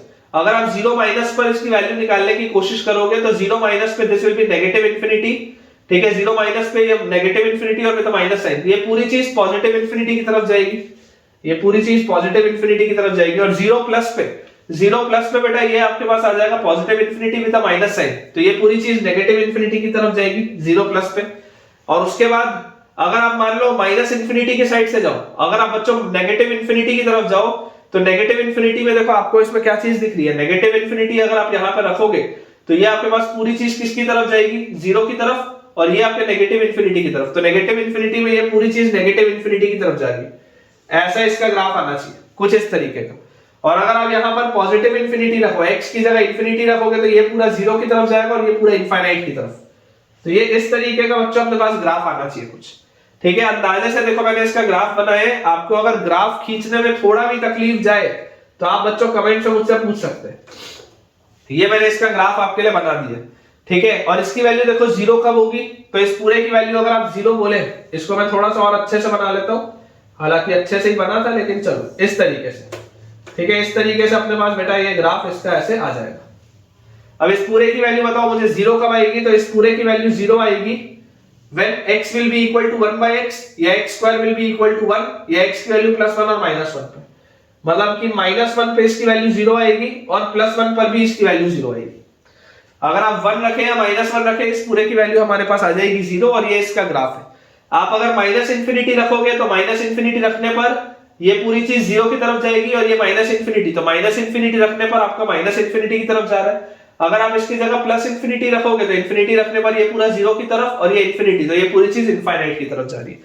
0 माइनस पर देखोगे तो 0 माइनस पर बच्चों ये पूरी चीज आपके पास पॉजिटिव इन्फिनिटी की तरफ जा रही है और 0 प्लस पे अगर आप देखोगे तो 0 प्लस पे ये पूरी चीज नेगेटिव इन्फिनिटी की तरफ जा रही है। तो आराम से आप इसका ग्राफ बना सकते हैं। थोड़ा आप भी तसल्ली से इसको सोचिए और मुझे बताइए कि इसका ग्राफ आपसे बनता है या नहीं। और फाइनली बेटा अगर मुझे इंटरवल बताना है इसका मोनोटोनिसिटी का, तो मैं बोलूंगा दिस फंक्शन इज इंक्रीजिंग इन -∞ से 0 यूनियन 0 से इन्फिनिटी। ये फंक्शन कहां पर इंक्रीजिंग है, -∞ से 0 एंड 0 से इन्फिनिटी। -∞ से 0 तक देख लो ये फंक्शन इंक्रीज हो रहा है और 0 से इन्फिनिटी में भी देख लो इंक्रीज हो रहा है और 0 आपकी डोमेन में ही नहीं है। 0 तो डोमेन में ही नहीं है तो उसकी बात ही नहीं करेंगे। चलिए इसको बेटा क्लियर करते हैं अपन।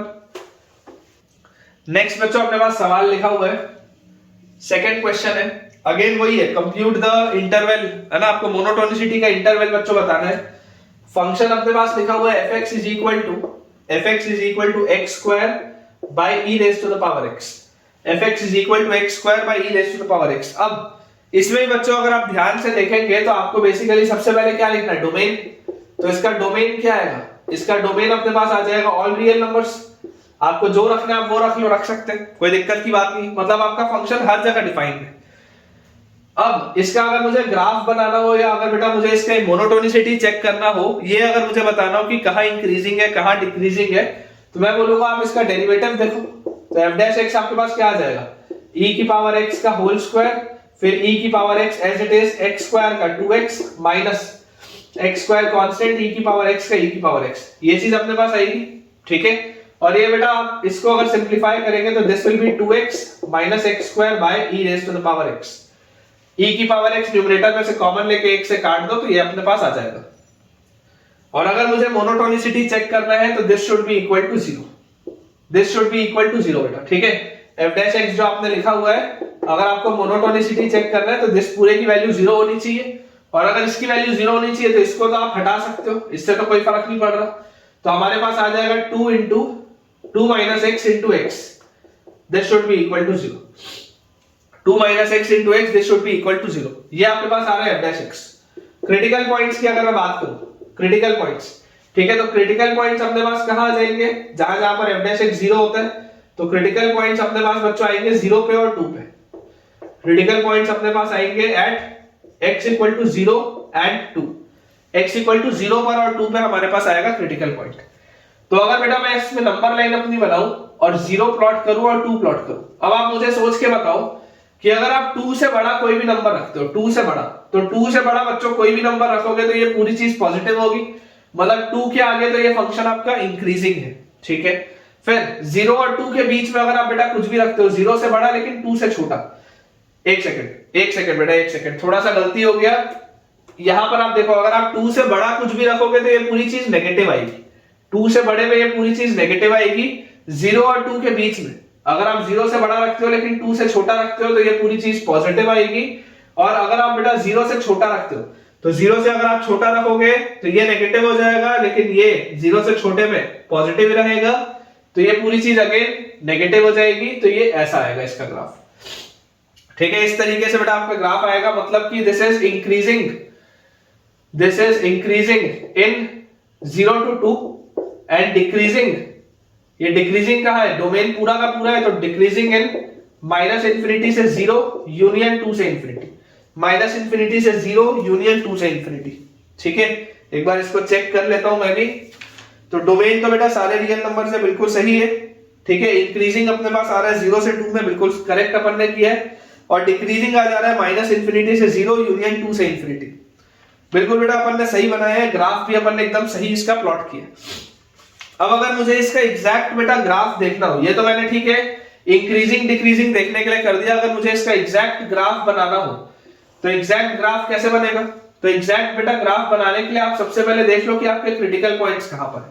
क्रिटिकल पॉइंट्स है 0 पर और 2 पर। ठीक है, x इक्वल टू 0 पर, x इक्वल टू 0 पर और x इक्वल टू 2 पर, यहां पर बेटा आपके पास दो जगह क्रिटिकल पॉइंट आते हैं, this is 0 and this is 2। अब आप मुझे एक बात बताइए कि अगर बेटा आपने ये लिखा हुआ है, अगर आपने बेटा ये लिखा हुआ है fx is equal to x² by e की पावर x, और आपको ये दिख रहा है कि 0 के पहले ये फंक्शन डिक्रीजिंग था, 0 के पहले ये फंक्शन डिक्रीजिंग था, एग्जैक्ट 0 पर इसकी क्या वैल्यू होगी? तो अगर आप 0 रखोगे तो 0 पर इसकी वैल्यू 0 आएगी, 0 पर इसकी वैल्यू 0 आएगी, और उसके पहले तक ये फंक्शन क्या हो रहा था, देखो डिक्रीज हो रहा था, 0 के पहले तक ये फंक्शन आपका डिक्रीजिंग था। तो आप बेटा सोच के देखो -∞ पे इसकी क्या वैल्यू आएगी। अगर आप -∞ रखोगे तो -∞ का स्क्वायर अपॉन e की पावर -∞, मतलब आपके पास ऊपर हो गया इंफिनिटी का स्क्वायर और फिर नीचे आ गया 1 बाई e की पावर इंफिनिटी, तो ये आपके पास आ गया e की पावर इंफिनिटी इंटू इंफिनिटी का स्क्वायर, यानी ये तो पूरा का पूरा इनफाइनाइट होगा। सोच के देखो, अगर आप बेटा x की जगह -∞ रखोगे तो -∞ रखने में उसका स्क्वायर है तो ये तो पॉजिटिव हो जाएगा, और e की पावर -∞ को आप 1 बाई e की पावर इंफिनिटी और इसको घुमा के ऊपर तो ये लिख सकते हैं। तो यार ये पूरी चीज तो इनफाइनाइट की तरफ जाएगी, मतलब कि जब आप x को -∞ की तरफ लेके जाओगे तो y आपका इंफिनिटी की तरफ जाएगा। इसका मतलब बेटा यहां से ये ग्राफ इस तरीके से ऐसा डिक्रीज होता हुआ आएगा, यहां से ये जो आपका ग्राफ है इस तरीके से ऐसा डिक्रीज होता हुआ आएगा और ये 0 पर आके इस पे मिलेगा। ये ऐसा आपका बेटा देखो ग्राफ डिक्रीज होता हुआ आ रहा है, ये एक्स एक्सिस से मिला नहीं है अभी, ये एक्स एक्सिस को बेटा टच नहीं किया। आपको ग्राफ में भले यहाँ पे थोड़ा दिख रहा होगा, इसको मैं बोलोगे तो थोड़ा और अच्छे से बना देता हूँ इस तरीके से। ठीक है, ये अभी आपका एक्स एक्सिस से मिला नहीं है, ये इस तरीके से डिक्रीज हो रहा है और डिक्रीज होता होता ये एक्स एक्सिस पे पहुंचा और फाइनली x इक्वल टू 0 पर आपकी इसकी वैल्यू क्या आ गई, 0 आ गई। अब 0 से 2 तक आपका ग्राफ इंक्रीज हो रहा है, 0 से बच्चों 2 तक आपका ग्राफ इंक्रीज हो रहा है। तो आप जरा सोच के बताओ कि जब आप x इक्वल टू 2 डालोगे, इसको तो मिटा दो यहां से, जब आप बच्चों x की वैल्यू 2 डालोगे तो x की वैल्यू 2 डालने पर इसकी वैल्यू कितनी आएगी, तो 2 रखने पर इसकी वैल्यू आएगी 4/e²। मतलब ये ऐसा इंक्रीज करेगा और इंक्रीज करके कहां तक पहुंचेगा, ये इंक्रीज करके बच्चों पहुंचेगा 4/e² तक, ये इंक्रीज करके पहुंचेगा 4/e² तक। देख लो x की जगह आप 2 डालोगे तो दिस विल बी 4/e², और उसके बाद ये फिर डिक्रीज कर रहा है, उसके बाद ये फिर डिक्रीज कर रहा है। अच्छा सोच के बताओ, क्या ये फंक्शन कभी भी नेगेटिव हो सकता है क्या? नेगेटिव तो कभी नहीं हो सकता, क्योंकि ये भी पॉजिटिव है, ये भी पॉजिटिव है, तो फंक्शन रहेगा तो हमेशा पॉजिटिव। लेकिन 2 के बाद आपका ये फंक्शन डिक्रीज हो रहा है, तो अगर बेटा 2 के बाद आपका ये फंक्शन डिक्रीज हो रहा है तो आप इंफिनिटी पर देखो इसकी वैल्यू कहां होगी। जब आप x को इंफिनिटी लेकर जाओगे, जब आप बेटा आप x को इंफिनिटी लेके जाओगे तो आपके पास आ जाएगा इंफिनिटी का स्क्वायर बाई e की पावर इंफिनिटी। तो ये तो लिमिट का सवाल हो गया, ये पूरी चीज तो किसका सवाल हो गया, लिमिट्स का सवाल हो गया। तो अगर बेटा ये लिमिट्स का सवाल हो गया तो आप देखो limit x approaches infinity x square by e की power x, infinity by infinity की प्रोफाइल है। देखो जब -∞ आप कर रहे थे तो -∞ के समय पे इनडिटरमिनेट फॉर्म नहीं था, लेकिन अभी इनडिटरमिनेट फॉर्म है, इंफिनिटी बाई इंफिनिटी है। जब आप -∞ रखे थे तब वो इनडिटरमिनेट फॉर्म नहीं था, तब वो क्लियर था कि इनफाइनाइट से आ रहा होगा। लेकिन जब आप x को इंफिनिटी की तरफ अप्रोच करोगे तो ये इनडिटरमिनेट फॉर्म बन जाता है, which is infinity by infinity. तो इसको सॉल्व करने के तो आप लॉपिटल लगा सकते हो। जैसे आप इसको बच्चों लॉपिटल लगाओगे तो इसका जैसे डिफरेंशिएशन करोगे x स्क्वायर का 2x e की पावर x का e की पावर x, अभी भी आपके पास ये क्या है, अभी भी ये पूरी चीज इंफिनिटी की तरफ जा रही है। फिर डिफरेंशिएट करोगे तो 2/e की पावर x, अब जैसे आप x अप्रोचेस इंफिनिटी करोगे ये पूरी चीज 0 की तरफ जाएगी। इसका मतलब कि जब आप इसको इनफाइनाइट की तरफ लेके जाओगे तो ये पूरी चीज हमारी 0 की तरफ जाती हुई दिखेगी।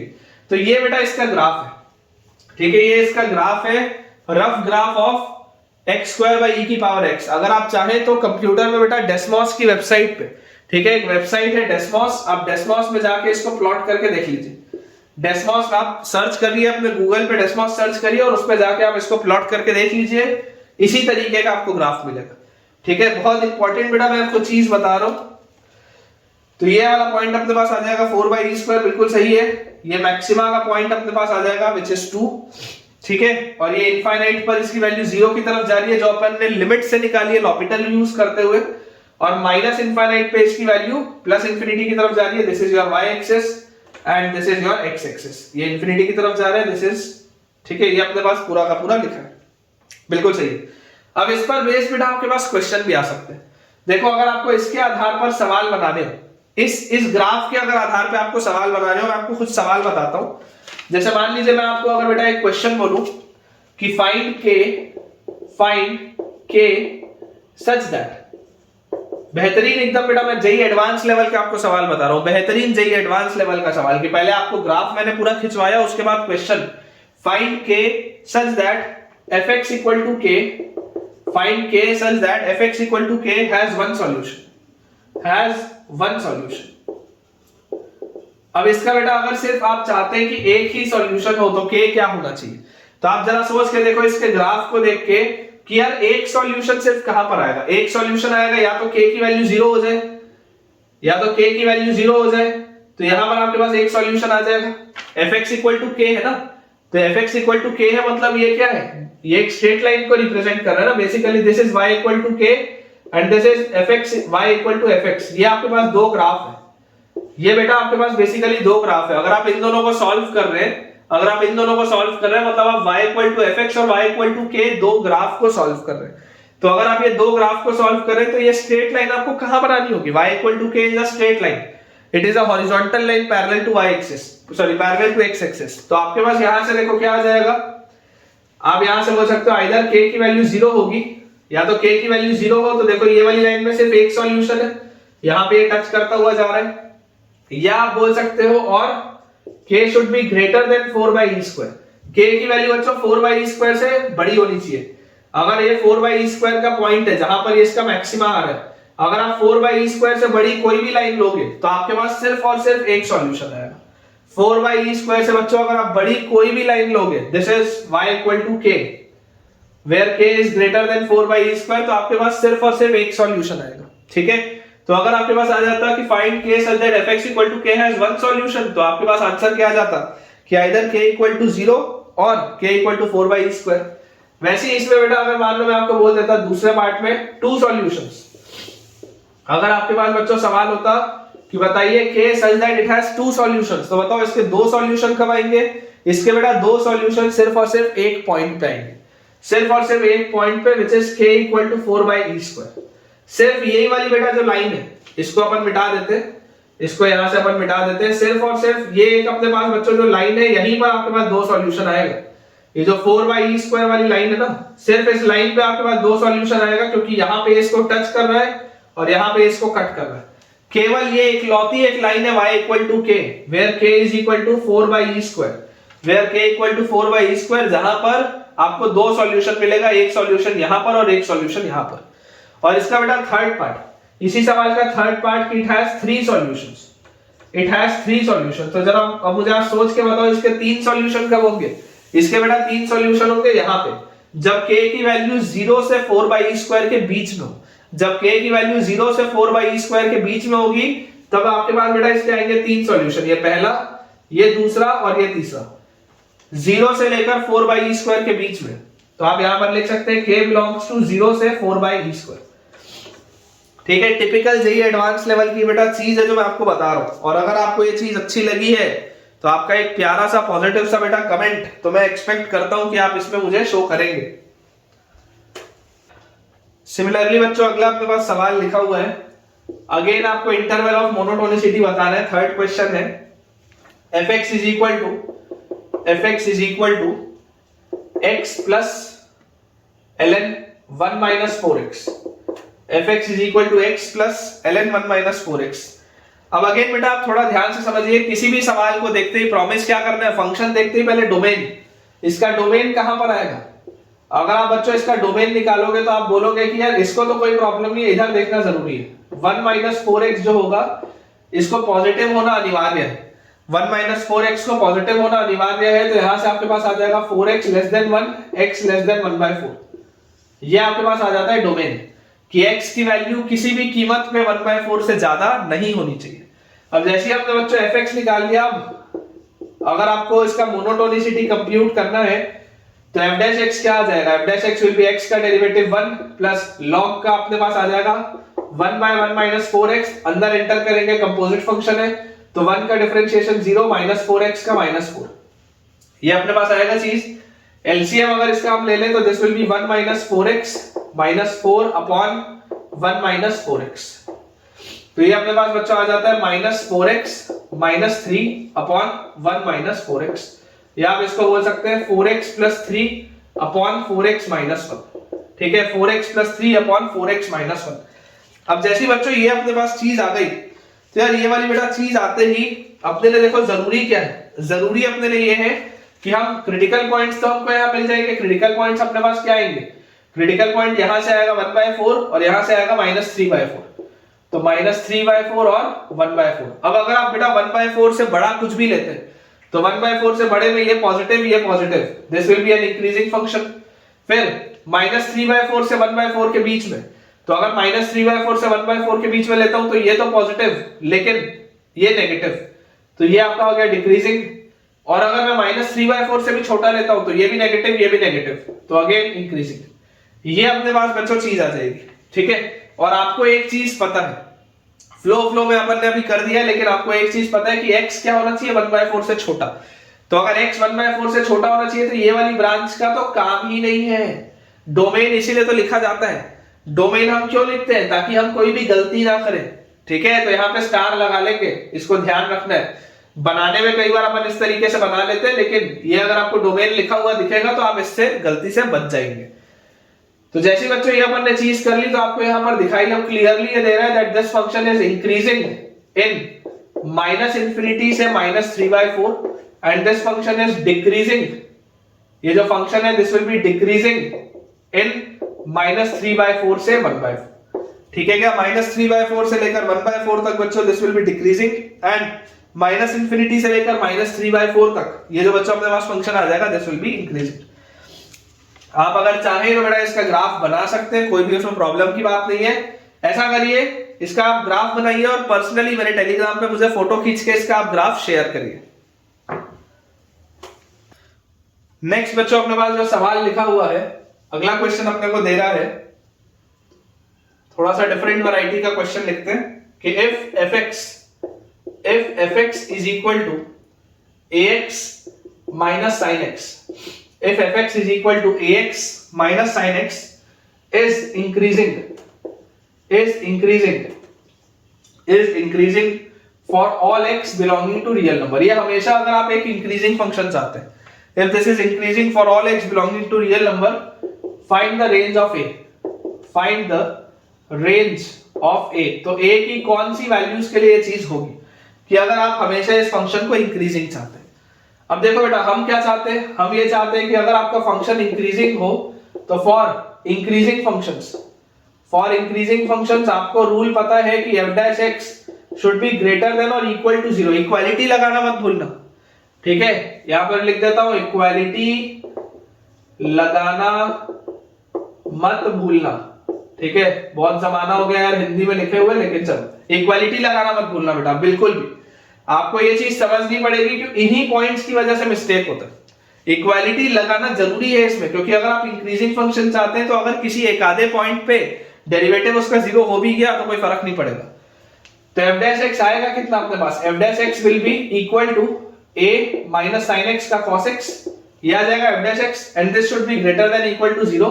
तो आपके पास आ जाता है बच्चों यहां से cos x should be less than equal to a, या a should be greater than equal to cos x, ये अपने पास आ जाता है। रेदर इसको मैं ऐसे लिखता हूं ताकि और अच्छे से समझ में आए, a should be greater than equal to cos x, ये अपने पास बच्चों चीज आती है।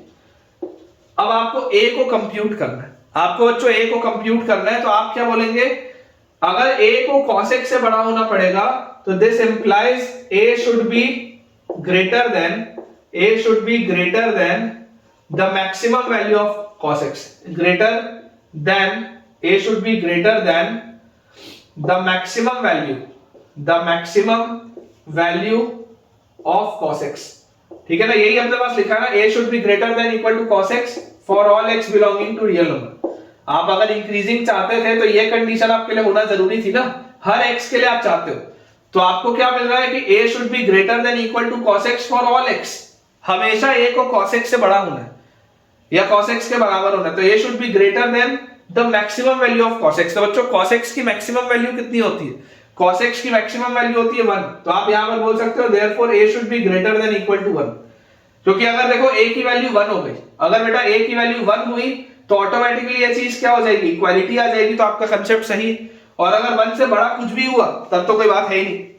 अब बेटा देखो इसमें कभी कभी कुछ बच्चों को डाउट आ सकता है कि सर आप a इक्वल टू 1 पर क्यों बात कर रहे हो, कुछ बच्चों को डाउट इसमें आ सकता है कि सर आप a इक्वल टू 1 पर क्यों बात कर रहे हो, आपको तो a को वैल्यू 2 रखना चाहिए, आप a को 2 रखो तो चलो आपको कोई दिक्कत नहीं है, या 1 से बड़ा रखो तो कोई दिक्कत नहीं है।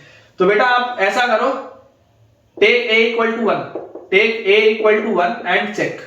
आप बच्चों a की वैल्यू 1 पर एक बार चेक कर लो, तो अगर आप a की वैल्यू 1 रखोगे तो आपके पास क्या आ जाएगा, fx आपके पास आ जाएगा a की वैल्यू 1 पे x माइनस sin x, तो f डैश x आपके पास क्या आ जाएगा, f डैश x की वैल्यू अपने पास आ जाएगी 1 माइनस cos x, ठीक है, और जैसे ही f डैश x की वैल्यू 1 माइनस cos x आएगी तो क्रिटिकल पॉइंट्स क्या आ जाएंगे, cos x is equal to 1, तो cos x इक्वल टू 1 मतलब x equal to 2n pi, cos x equal to 1 मतलब क्या है बेटा, cos x इक्वल टू 1 का मतलब है x इक्वल टू 2n पाई। इसका अगर आप ये ग्राफ देखेंगे तो क्लियरली आपको दिखाई देता है कि 0 पर, उसके बाद 1 इसकी वैल्यू आएगी 2 पाई पर, उसके बाद फिर इसकी वैल्यू आपके पास आ जाएगी 4 पाई पर, यहाँ माइनस 2 पाई पर, तो x इक्वल टू 2n पाई पर, x इक्वल टू 2n पाई पर आपके पास cos x की वैल्यू 1 आएगी। अब देखो यहां पर बेटा डेरिवेटिव 0 जरूर हो रहा है, जैसे मैंने आपको x क्यूब वाला एग्जांपल बताया था कि डेरिवेटिव बच्चों यहां पर आपके पास 0 जरूर हो रहा है, लेकिन आप उसके जस्ट पहले और उसके जस्ट बाद में देखिए। आप अगर 0 माइनस पर देखेंगे, f डैश 0 माइनस पर बच्चों अगर आप देखेंगे तो 0 माइनस यहां पर रखते ही ये जो भी वैल्यू होगी वो 1 से छोटी होगी, 0 माइनस बच्चों रखते ही 0 माइनस पे cos x की जो भी वैल्यू आएगी वो 1 से छोटी होगी, और 1 माइनस 1 से छोटी value f dash 0 minus will be positive. Similarly अगर आप बच्चों 0 प्लस पर देखें तो 0 प्लस पर भी देखो, अगर आप 0 से थोड़ी बड़ी वैल्यू भी रखोगे तो x की वैल्यू अगर आप 0 से बड़ी भी कर दोगे तो cos क्या आएगा, 1 से छोटा ही आएगा, तो 1 माइनस 1 से छोटी चीज ये भी देखो पॉजिटिव। तो अगर f डैश 0 0 हो भी गया, अगर x इक्वल टू 0 पर बच्चों, अगर x इक्वल टू 0 पर f डैश की वैल्यू 0 आ भी गई तो कोई फर्क नहीं पड़ता। क्यों फर्क नहीं पड़ता, क्योंकि उसके लेफ्ट साइड में और उसके राइट साइड में जो डेरिवेटिव है वो पॉजिटिव है, तो अगर इसका डेरिवेटिव पॉजिटिव आ रहा है तो ये फंक्शन इंक्रीजिंग ही होगा, इसलिए जो हमारा आंसर है ये बिल्कुल सही है। आपको इस बात को समझना पड़ेगा। यहां पर बेटा आप उस एग्जांपल को सोचिए जो मैंने अभी थोड़ी देर पहले आपको fx is equal to x cube का बताया था कि x क्यूब में डेरिवेटिव होता है 3x स्क्वायर, x की वैल्यू 0 पर डेरिवेटिव 0 आता है, लेकिन 0 प्लस पे और 0 माइनस पे डेरिवेटिव पॉजिटिव होता है। वैसे यहां पर देखो 0 प्लस पे और 0 माइनस पे बच्चों डेरिवेटिव आपके पास पॉजिटिव ही आएगा, क्योंकि 0 प्लस पे और 0 माइनस पे cos x की वैल्यू 1 से छोटी होगी और 1 माइनस 1 से छोटी वैल्यू विल बी पॉजिटिव होगी, 1 माइनस 1 से छोटी वैल्यू विल बी पॉजिटिव होगी, तो आपके पास ये फंक्शन इंक्रीजिंग ही आएगा बेटा। भले fx की वैल्यू 0 पर एट x इक्वल टू 0 भले उसकी वैल्यू आपके पास 0 आ रही है, भले एट x इक्वल टू 0 इस पूरे f डैश की वैल्यू आपके पास 0 आ रही है, लेकिन 0 माइनस पे और 0 प्लस पे ये पॉजिटिव है, इसलिए फंक्शन इंक्रीजिंग है। This is very important, this is very important, इसमें गलती बिल्कुल भी बेटा अपने को नहीं करनी। चलिए बेटा एक लास्ट अपन आज का क्वेश्चन करते हैं, फिर आज का लेक्चर अपना एंड करेंगे। अपने पास लिखा हुआ है अगेन वही, compute the interval of monotonicity, compute the interval and sketch the graph, compute the interval and sketch the graph, sketch the graph, ठीक है। अपने पास लिखा है बच्चों function fx is equal to x upon ln x, fx is equal to x upon ln x, ये अपने पास बच्चों ग्राफ फंक्शन दिया हुआ है।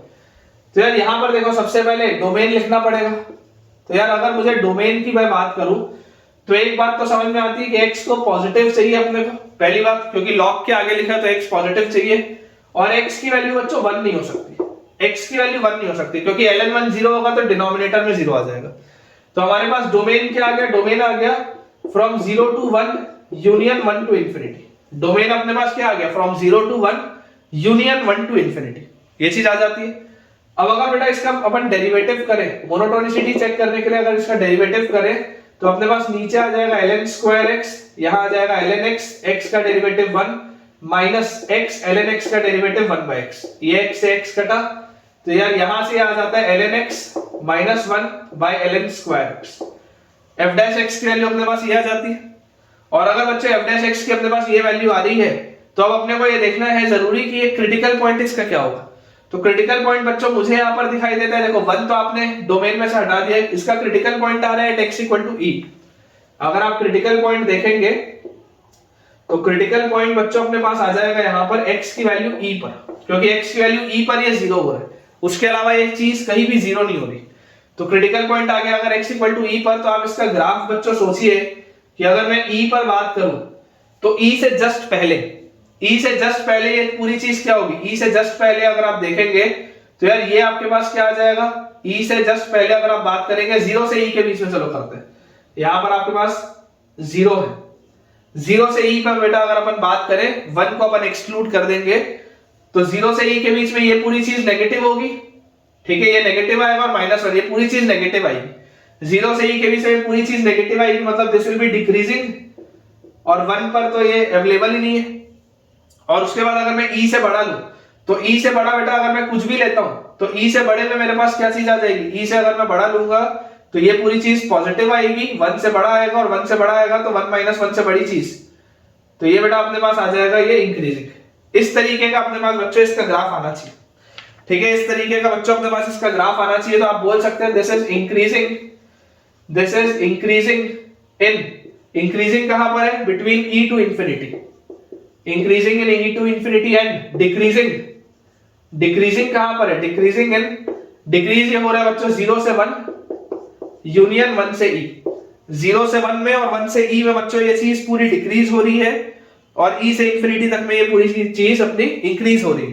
तो बेटा अब अगर अपन इसका फाइनली ग्राफ सोचें, अगर बच्चों अपन इसका ग्राफ सोचें तो देखो इसका ग्राफ कैसा होना चाहिए, इसका ग्राफ अगेन बहुत मजा आएगा बेटा, आपको कॉन्फिडेंस इंक्रीज होगा अगर आप ग्राफ इसका खुद से बना ले। तो आप अगर चाहें तो वीडियो पॉज करके एक बार खुद अटेम्प्ट करिए, सोचिए। पहली बात देखो हमको क्या समझ में आता है कि इसका ग्राफ इधर तो होगा ही नहीं, 0 के इस साइड तो होगा ही नहीं, ग्राफ जो भी होगा वो इसी साइड होगा, क्योंकि 0 के आगे मेरा ग्राफ अवेलेबल है। अब यहां पर कहीं पर बच्चों आएगा 0.1, यहां पर बच्चों कहीं पर आएगा e, और e के आगे तो आपका फंक्शन इंक्रीजिंग है। तो सबसे पहले आप ऐसा करो, e पर इसकी वैल्यू बताओ, इसकी वैल्यू e पर कितनी है। तो अगर आप e रखोगे यहां पर तो e और ln e 1 होता है, तो यार e पर तो इसकी वैल्यू 1 है, e पर इसकी वैल्यू हमारे पास आ रही है 1, ठीक है। 1 पर तो बेटा ये आपका ग्राफ अवेलेबल नहीं है, तो आपको 1 प्लस और 1 माइनस पर कंप्यूट करना पड़ेगा, और 0 पर भी आपका ग्राफ अवेलेबल नहीं है। तो आप सबसे पहले बेटा इसमें ऐसा करो, e के आगे आपका फंक्शन इंक्रीजिंग है, देखो e के आगे आपका फंक्शन इंक्रीजिंग है, e पर इसकी वैल्यू कितनी थी, e पर इसकी वैल्यू थी आपके पास 1, सॉरी e अगर आप बेटा रखोगे तो e रखने पर इसकी वैल्यू e आएगी, अगर आप x की जगह e रखेंगे तो इसकी वैल्यू बच्चों e आएगी, ठीक है, e आएगी इसकी वैल्यू। और उसके आगे अगर आप जाओगे, मान लो अगर आप इनफाइनाइट तक जाते हो, अगर आप बच्चों इनफाइनाइट तक जाते हो तो आपके पास इसका ग्राफ कैसा आएगा, this will B infinity by log infinity. क्या होता है लॉग का, अगर बेटा आप ग्राफ देखोगे तो लॉग इंफिनिटी भी इंफिनिटी होता है। तो जब आप इंफिनिटी की तरफ जाओगे, when x approaches infinity, limit की प्रोफाइल है इंडिटरमिनेट फॉर्म है इंफिनिटी बाय इंफिनिटी का, क्योंकि लॉग इंफिनिटी इंफिनिटी होता है। तो limit x approaches infinity x by ln x, ये आपके पास चीज आ रही है। लॉपिटल अगर आप लगाओगे तो x का डिफरेंशिएशन 1 और ln x का 1 बाय x, तो ये पूरी चीज घूम के x आ जाएगी, इंफिनिटी रखते हैं, दिस विल बी इंफिनिटी, मतलब इंफिनिटी की तरफ बेटा ये इंफिनिटी की तरफ जाएगा।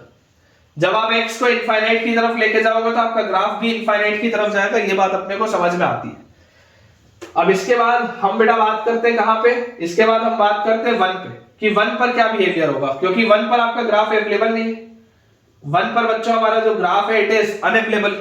तो अगर मैं 1 पर बात करूं तो मुझे यहां पर दिखाई देता है कि 1 से जस्ट पहले या 1 के जस्ट बाद पहले देखते हैं, 1 प्लस पर देखते हैं। तो आप बेटा जैसे यहां पर 1 प्लस रखोगे तो 1 प्लस रखते ही ऊपर 1 प्लस है और नीचे आपके पास है 1 से थोड़ा सा बड़ा, तो यार 1 से थोड़ी सी बड़ी चीज तो किसकी तरफ जाएगी, यहाँ पर आप देखो लॉग में 1 से अगर आप थोड़ा सा बड़ा बेटा कुछ भी रखोगे तो 1 से थोड़े से बड़ी चीज तो 0 की तरफ जाएगी। तो अगर ये 0 की तरफ जाएगी तो यार ये तो इनफाइनाइट की तरफ जा रही है प्रोफाइल। 1 से बड़े में ये प्रोफाइल इंफिनिटी की तरफ जा रही है। और आप देख सकते हैं 1 से ई तक ही आपका ग्राफ डिक्रीजिंग है। तो 1 से अगर ई तक आपका ग्राफ डिक्रीजिंग है मतलब ये डिक्रीज होता होता ऐसा आया और उसके बाद ये आगे इंक्रीज हुआ। ठीक है, ये अपने को आता है देखो समझ में। आप जैसे यहाँ पर 1 से थोड़ा बड़ा रखोगे तो यहाँ 1 से थोड़ी बड़ी चीज, और लॉग के अंदर 1 से थोड़ी बड़ी चीज 0 के पास होती है। लॉग के अंदर 1 से थोड़ी सी भी बड़ी चीज 0 के पास होती है तो नीचे 0 के पास आएगा। तो 1/0 तो इनफाइनाइट की प्रोफाइल है तो ये इनफाइनाइट से चालू होगा। और 1 से ई तक आपको दिख रहा है डिक्रीज हो रहा है आपका ग्राफ, तो ये मैंने डिक्रीजिंग बना दिया। अब इसके बाद बेटा आप देखो 1 माइनस पे क्या है, 1 माइनस पे, तो 1 माइनस पे ये 1 माइनस है, और नीचे अगर आप देखोगे तो 1 माइनस में थोड़ी सी भी जो चीज होगी वो नेगेटिव साइड में होगी, नेगेटिव साइड में होगी। तो 1 माइनस तो पॉजिटिव और ये नेगेटिव साइड में, तो ये पूरी चीज माइनस इंफिनिटी तरफ जाएगी। ये नेगेटिव है लेकिन ये तो पॉजिटिव है ना, 1 माइनस है जो भी होगा तो पॉजिटिव ही। तो ये पॉजिटिव है ये नेगेटिव है, तो ये पूरी चीज किसकी तरफ जाएगी, ये पूरी चीज जाएगी माइनस इंफिनिटी की तरफ। तो 1 माइनस पर बच्चों ये पूरी चीज जा रही है माइनस इंफिनिटी की तरफ। और इसके बाद बेटा अब हम अगर बस देख ले कहां पर, 0 पर, 0 प्लस पर, तो 0 प्लस पर ये 0 प्लस है और ln 0 प्लस बेटा अगर आप देखोगे तो ये नेगेटिव इंफिनिटी की तरफ होता है। ln 0 प्लस होता है नेगेटिव इंफिनिटी की तरफ। तो ये पूरी चीज बच्चों किसके पास जा रही है, 0 की तरफ जा रही है, नेगेटिव साइड में। ये जो पूरी की पूरी चीज है माइनस साइन लगा है और 0/इंफिनिटी तो 0 की तरफ जाता है बेटा नेगेटिव साइड। तो मतलब देखो यहां पर आपका जो ग्राफ है 0 पर तो आपका हॉलो है, 0 पर तो अवेलेबल है नहीं ग्राफ। ठीक है ना, देख लो जो ओरिजिन है बेटा ओरिजिन पर तो अवेलेबल नहीं है ग्राफ, लेकिन 0 से अगर आप थोड़ा सा बड़ा लेते हो तो आपको नेगेटिव चीज मिल रही है और वो डिक्रीज हो रहा है, वो डिक्रीज हो रहा है बच्चों। देख लो ये आपका ग्राफ कुछ ऐसा होगा, this will be a decreasing graph. यहां तक ये ऐसा डिक्रीज होगा x = 1 पर, ये डिक्रीज हुआ, फिर 1 से लेकर e तक देखो फर्दर डिक्रीज हुआ, 1 से लेकर e तक फर्दर डिक्रीज हुआ, 1 पर अवेलेबल नहीं है और e के आगे ये इंक्रीज हो गया। तो ये अपने पास बच्चों इसका ग्राफ बनेगा। बिल्कुल अपन ने बढ़िया तरीके से एकदम सही इसका बच्चों ग्राफ बनाया है। और इसका अगर मान लो मुझे रेंज लिखना हो, ठीक है, कई बार ऐसे उटपटांग सवाल आते हैं ना कि इसका बताओ रेंज क्या होगा। तो अगर आपको इसका रेंज लिखना हो तो इसका रेंज बच्चों आप ग्राफ देख के बता सकते हैं।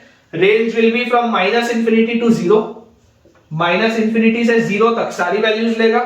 फिर देखो 0 से लेकर e के बीच में कुछ नहीं है, लेकिन फिर e से लेकर इंफिनिटी तक सारी वैल्यूज आएंगी। यूनियन क्लोज ब्रैकेट e से इंफिनिटी, यूनियन बच्चों अपने पास आ जाएगा क्लोज ब्रैकेट e से इंफिनिटी। तो range will be from -infinity से 0 open, union close bracket e से लेकर इंफिनिटी तक। और इसका बेटा जो ग्राफ हमने बनाया है वो बिल्कुल सही ग्राफ बना है। और मुझे पूरी उम्मीद है बेटा कि आपको आज के लेक्चर पढ़ने के बाद बहुत मजा आया होगा, आपका कॉन्फिडेंस एकदम 7वें आसमान पे होगा।